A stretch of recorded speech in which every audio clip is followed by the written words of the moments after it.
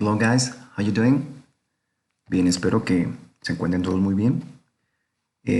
La gran mayoría está cumpliendo con las actividades. Hay algunos detalles, a lo mejor me tardo tantito en responderles porque pues, tengo 7 grupos, entonces es un poquito complicado estar contestándole o haciendo las observaciones de uno a uno. Tengan un poquito de paciencia, a todos les va a llegar su retroalimentación.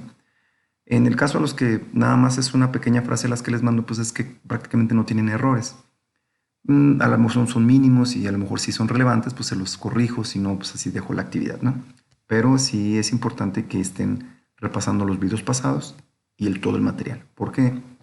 Porque la semana que entra ya vamos a estar concluyendo con el primer periodo del parcial. Entonces yo aplico un examen de opción múltiple de 20 reactivos, el cual vale un 40%. Entonces si por ejemplo tus actividades no están completas, o te faltó, no sé, algo de las actividades de desempeño, sí es importante que estudies bien para tu examen porque es un 40%, es casi la mitad de la calificación. Me dirán, ¿por qué tanto? Lo que pasa es que la educación que ustedes están recibiendo está basada en una enseñanza como, digamos, encaminada al desarrollo de competencias, pero también los conocimientos o el dominio de conocimientos no lo tenemos que dejar de lado, porque es parte de la formación que estás llevando, no nada más saber hacer algo, sino quedarte con el conocimiento. ¿Sí me explico? Que es importante saber utilizarlo y movilizarlo para resolver problemas, voy de acuerdo, por eso es la competencia. Pero si tú vas a entrar, por ejemplo, más adelante a la universidad, pues vas a hacer un examen de opción múltiple, de conocimientos. Si vas a hacer prueba planea, es igual, una prueba PISA, una prueba, etcétera. Todos son así. Entonces yo trato de hacer eso para que se vayan acostumbrando a que también tiene que haber evaluaciones de conocimiento. ¿De acuerdo? Bien. Esta última, bueno, las actividades de esta semana están muy sencillitas. Únicamente vamos a ver unos verbos modales que nos marca el programa. Nos marca 3 verbos modales. Can, could y have to. Entonces voy a hacer una breve explicación. Son actividades muy sencillitas. Lo que sí quiero es que, bueno, una vez que me las hayan mandado, pues no avienten el cuaderno y ya acabé lo de esta semana, ¿no? Traten de estar rescatando los materiales que me han hecho llegar, el cuadernillo, revisando otra vez los videos, porque pues de ahí saco el examen. El examen, aunque es de conocimientos, pues es importante porque vale un 40% de su calificación total. Entonces, les explico brevemente cómo está el asunto. Yo les voy a mandar una liga. En esa liga ustedes entran a la actividad. Tienen nada más una oportunidad de resolverlo y les doy 10 minutos para que lo hagan. Como son 20 preguntitas de opción múltiple, pues no tardan tanto y más si estudiaron, pues lo resuelven hasta en menos de 10 minutos. Nada más que hay que tener cuidado porque únicamente tienes una oportunidad y va descontándose el tiempo. Es decir, si se te acaban los 10 minutos y no terminaste de contestar, ahí te cierra la actividad. Entonces, es importante que se preparen para que les vaya lo mejor posible. Que no tengo la menor duda que les vaya a ir bien porque pues, han estado trabajando adecuadamente, contestando las actividades. Entonces, creo que no tienen problema. ¿De acuerdo? Empezamos pues. Los verbos modales tienen una particularidad a diferencia de los verbos comunes, digamos. ¿De acuerdo? Entonces, muchas veces un verbo modal puede tener varios usos, varios significados dependiendo del contexto. En este caso vamos a ver can, could y have to. Si nos vamos literalmente a lo que es la traducción, can, si lo buscas hasta en un diccionario, te va a decir significa poder. Sí, pero ¿poder en qué sentido? Entonces aquí lo vamos a explicar un poquito mejor. ¿De acuerdo? Depende cómo lo uses, es el significado que le das. ¿De acuerdo? Entonces, por ejemplo, can nos va a servir hasta para expresar alguna posibilidad, alguna petición, o para decir si estás habilitado o capacitado para algo. ¿Me explico? Por ejemplo, aquí yo les voy a poner con can unas variantes. Aquí una disculpa no debe decir forgive me, debe decir excuse me. Más que pues ahí me fue un error de dedo. Si dijera la frase, excuse me, can you tell me what time is it? Disculpe, ¿puedes decirme qué hora es? En este caso está expresando una petición, uno de los usos que se le da. Can, ¿de acuerdo? Si otra persona dice, I can cook pizza, entonces ahí está hablando de una habilidad que tiene, entonces ya no se traduce como puedo, sino más bien como sé. Yo sé cocinar pizza, ¿de acuerdo? Si tú dices, por ejemplo, I can swim, no dices, yo puedo nadar, no dices, sé nadar, tengo la habilidad de desarrollar esa actividad física, ¿no? Otra más, he can speak due to his nervousness. Entonces, aquí estás hablando de una habilidad o una capacidad, pero limitada. En este caso, a él se le complica hablar en público por su nerviosismo, entonces lo pones como con sentido negativo, ¿de acuerdo? Bien. La diferencia entre can y could es muy simple. Can es para expresar las cosas en presente y could para las cosas en pasado, pero sirven exactamente para lo mismo.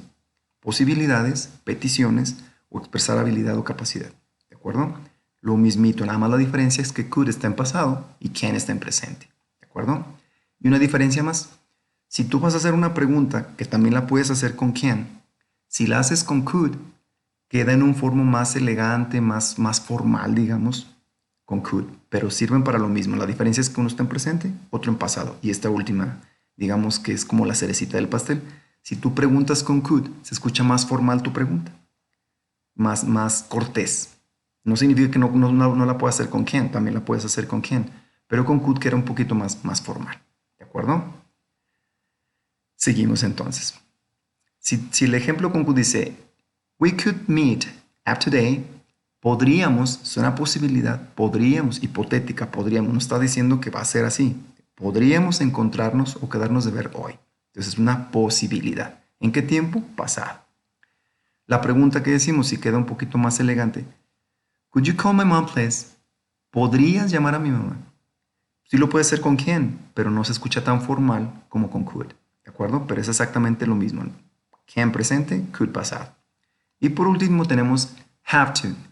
En el caso de los anteriores, aunque son verbos modales, ellos mismos nos ayudan a hacer las negaciones y las preguntas. En el caso de have to, no. Have to en sí no es un verbo auxiliar. Se entra dentro de los modales por el tipo de uso que se le da. Have to significa tener que, de manera obligatoria. Es como un verbo que te obliga a hacer algo, que te compromete. ¿De acuerdo? Entonces, en este caso, vamos a tener, digamos, dos maneras de expresarlo. Si vas a utilizar los pronombres I, we y they, tiene que ser la forma have to para la oración afirmativa.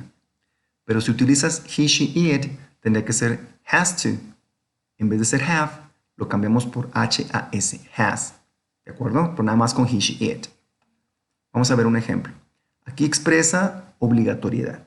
¿De acuerdo? Si dices have to, pero cuando vas a expresar la obligatoriedad y la utilices en presente es cuando puedes tener have to y has to.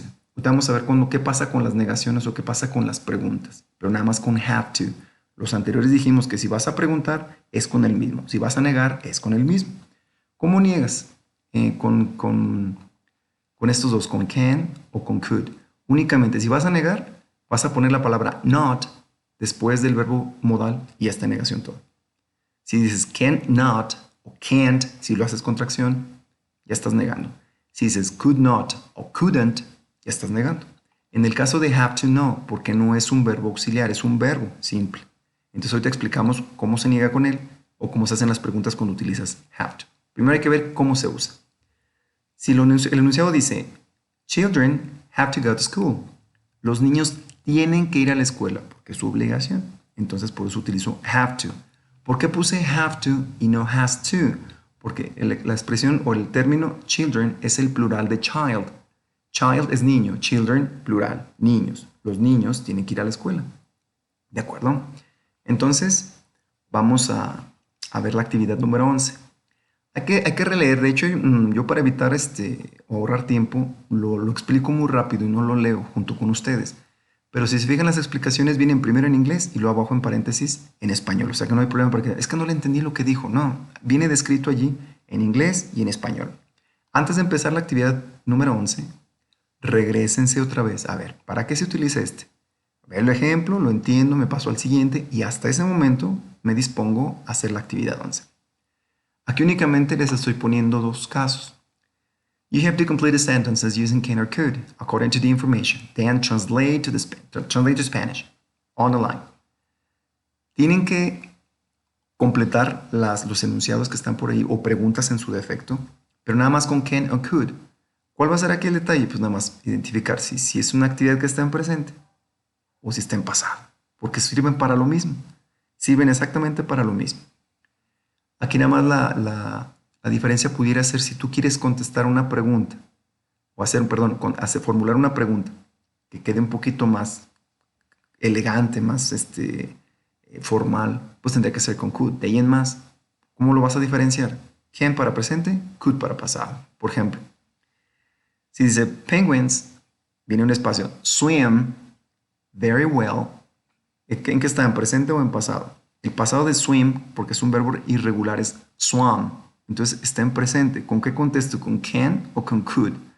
Obvio que con can. Entonces, ¿qué está expresando? ¿Una petición?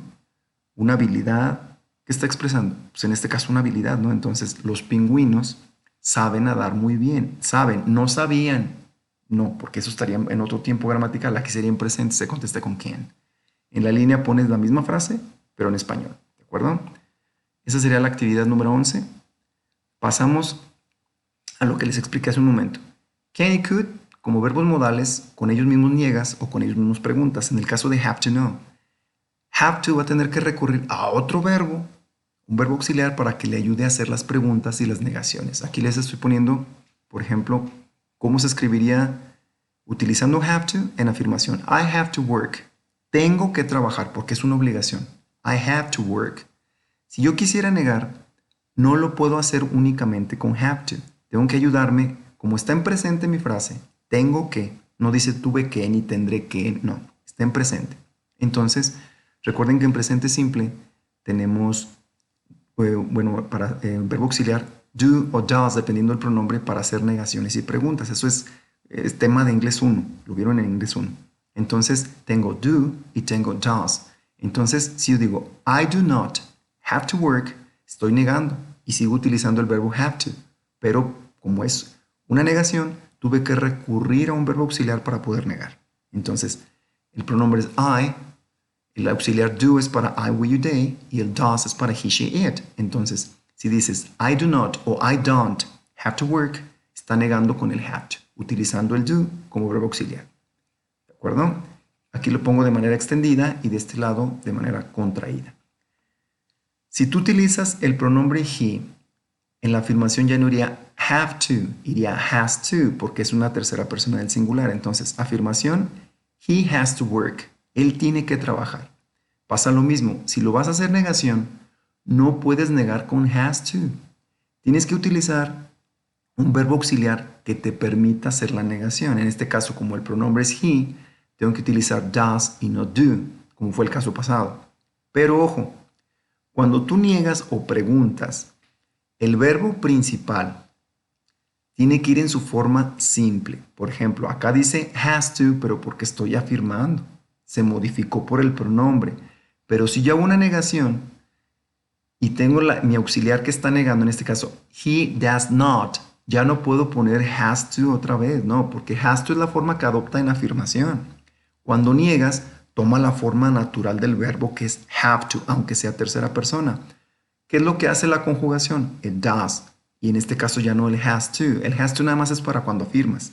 Cuando niegas o cuando preguntas, independientemente que sea he, she, it, el verbo siempre tiene que ser have to, en negaciones y en preguntas. Donde lo modificas es en la afirmación, nada más. ¿De acuerdo? Aquí lo podemos apreciar en las preguntas. Si estoy preguntando en primera persona, ¿do I have to work? ¿Tengo que trabajar? Si preguntas con una tercera persona, ojo aquí, does he, puse does porque el pronombre es he, pero puse have to porque al estar negando, perdón, al estar preguntando, ya el verbo no se modifica, queda en su forma original, have to, independientemente que sea he, ¿de acuerdo? Bien, entonces, actividad número 12, van a completar ya sea utilizando have to o has to, dependiendo de la información, para contestar estos 10 enunciados. Una vez que los hayan contestado adecuadamente, correctamente, hagan la traducción en la línea. ¿De acuerdo? Si se fijan, esta última actividad está muy cortita, prácticamente nada más son 2. Precisamente lo hice así para que les quede tiempo de que se regresen a ver dudas, a releer los temas, a ver nuevamente los videos, para que lleguen lo mejor preparados para su examen de conocimientos. Como nada más tienen oportunidad de presentarlo una única vez y tienen el tiempo limitado, entonces váyanse bien preparaditos, bien preparaditos. No hay una fecha específica, yo les mando la liga y les mando un periodo de tiempo, es decir, por ejemplo, puede ser todo un día. Tú escoges la hora a la que tú quieras. En el momento en que le des abrir la liga, te va a direccionar al examen. Y en cuanto tú le dices iniciar, a partir de ahí cuenta el tiempo. Pero no quiere decir, a ver, todos quiero que lo hagan a las 9 de la mañana o a las 10. No, cada quien decide, nada más que tiene una fecha límite. Por ejemplo, yo les puedo poner, el examen está abierto hasta el viernes a las 10 de la noche, por ejemplo. Si tú lo haces desde la mañana a la hora que tú quieras, no hay problema. Pero si te pasas de las 10 ya no te va a permitir contestarlo. Entonces sí es importante tener en cuenta eso, que tiene una fecha límite, es una pura ocasión en la que la puedes presentar y tiene tiempo de 10 minutos para resolver el examen. ¿De acuerdo? Espero que no haya dudas. Si las hay, me pueden contactar por el correo electrónico o por WhatsApp. ¿Ok? Have a good day. Good luck.